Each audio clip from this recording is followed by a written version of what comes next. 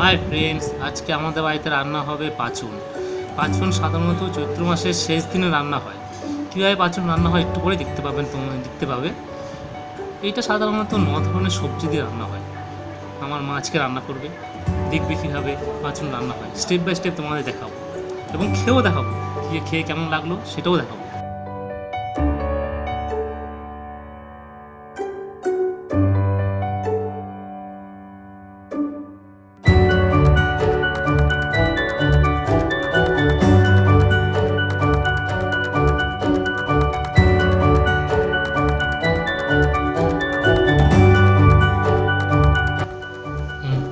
কড়াইতে বসিয়ে সাদা তেল দেওয়ার পরে শুকনো লঙ্কা, তেজপাতা, পাঁচফোড়ন দিতে হবে। এটা পাঁচন তরকারি।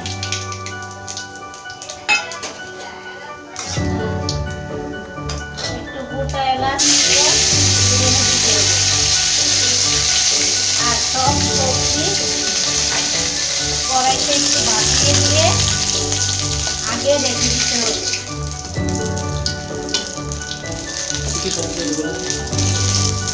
কুমড় ডাঁটা, লাউ, সজনে ডাঁটা, কুমড় ডাঁটা, তার বেগুন, মিষ্টি আলু, মিষ্টি কুমড়, ওই নয় পদ। তারপরে নারকেল কোড়া দিতে হবে।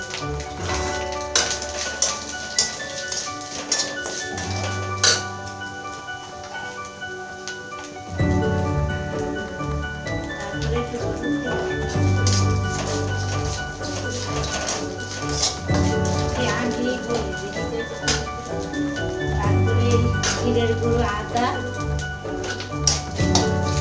গোড়াটা লাল লাল হয়ে ভাজা করে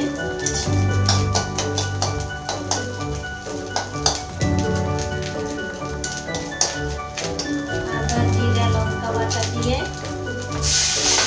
ভেজে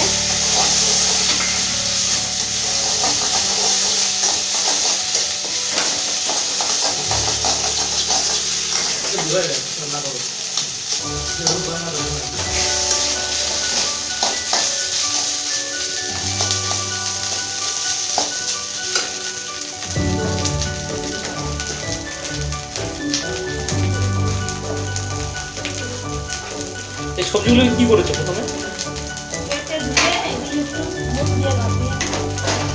হাফ সেদ্ধ করেছো?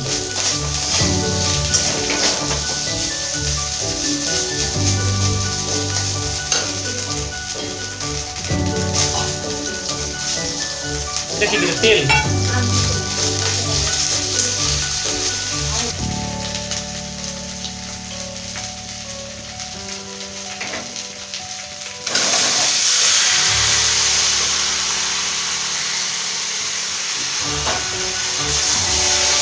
মিলে করে সিদ্ধ হলে গরম মশলা দিয়ে নামিয়ে নিতে হবে।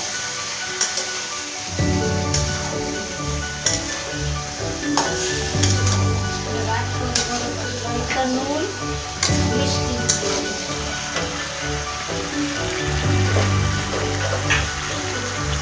পরিমাণ মতো নুন,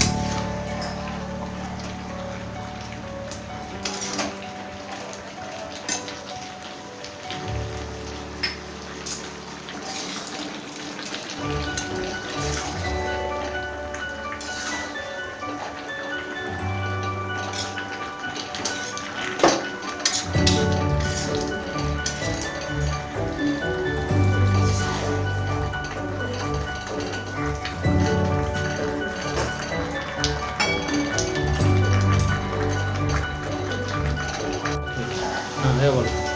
এবার গরম মশলা দিয়ে নেড়ে চেড়ে নামিয়ে নিতে হবে।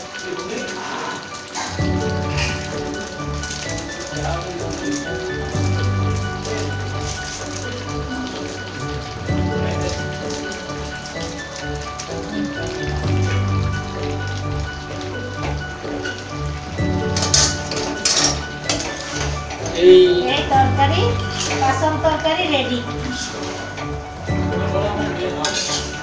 ভিটটা যাবে করি শাহি গরম মশলা দেওয়ার পরে নেড়ে চেড়ে পাঁচন তরকারি রেডি। নেবে না এই দিয়ে কি নামিয়ে নিচ্ছ না কিছুক্ষণ লাগবে? না আর কিছু নেই, যে বন্ধ করে দিই।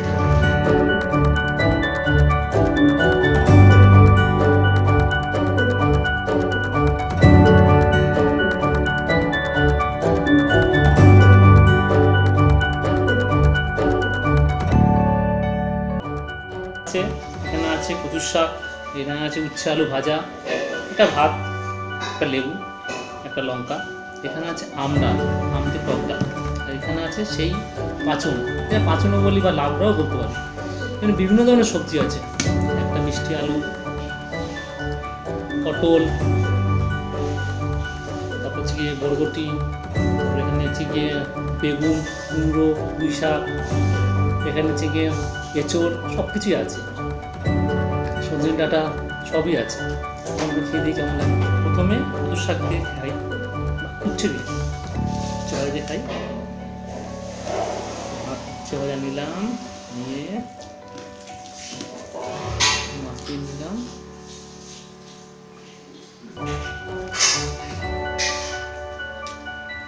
উচ্ছে ভাজা নিয়ে খেতে আবার খেতে যেত।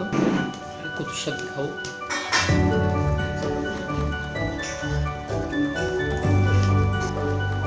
খুবই ভালো। এবারে আচনটা নেবো, আচনটা নিয়ে খেয়ে দেবো কেমন হয়েছে।